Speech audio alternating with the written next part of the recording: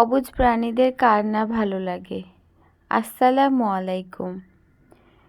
গরু ছাগলের প্রতি আমার আলাদা একটা ভালোবাসা ছিল, কারণ ছোটবেলা থেকেই দেখে আসছি আমার আম্মু গরু ছাগল পালন করে।